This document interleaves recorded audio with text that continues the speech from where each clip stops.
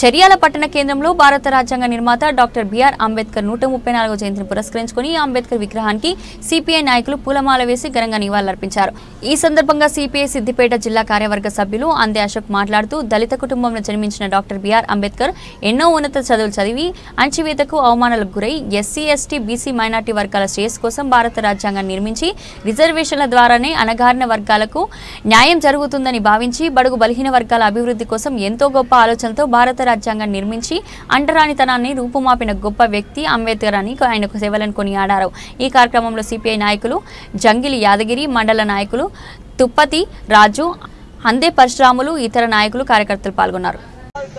జోహార్ doctor BR Ambedkar గారికి, జోహార్ doctor BR Ambedkar గారికి, సాధిద్దాం అంబేద్కర్ గారి ఆశయాలను, జోహార్ డాక్టర్ బిఆర్ అంబేద్కర్ గారికి, భారత రాజ్యాంగ నిర్మాత డాక్టర్ బిఆర్ అంబేద్కర్ గారికి.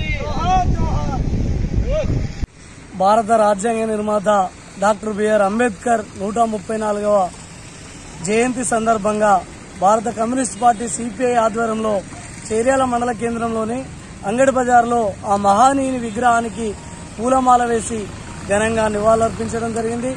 ఆనాడు అసమానతలు, అవమానాలను, అంటరానితనాన్ని భరించలేక అనేక ఉన్నత చదువులు చదివి మరియు బీసీ ఎస్సీ ఎస్టీ మైనార్టీల హక్కుల కోసం పోరాటం చేసి మరియు భారత రాజ్యాంగాన్ని సృష్టించినటువంటి సృష్టికర్త డాక్టర్ బిఆర్ అంబేద్కర్. చిన్న రాష్ట్రాలు కావాలని కొట్లాడండి. ఆ రోజు ఈ దేశం అభివృద్ధి చెందాలి, అంటరానితనాన్ని రూపుమాపాలని పోరాటం చేసినటువంటి మహోన్నతమైనటువంటి గొప్ప వ్యక్తి. మరియు రాబోయే రోజుల్లో కూడా ఈ అంబేద్కర్ను ఆదర్శంగా తీసుకొని పోరాటాలు చేస్తామనే సందర్భంగా తెలియజేస్తూ అంబేద్కర్ జయంతి శుభాకాంక్షలు తెలియజేస్తుంది.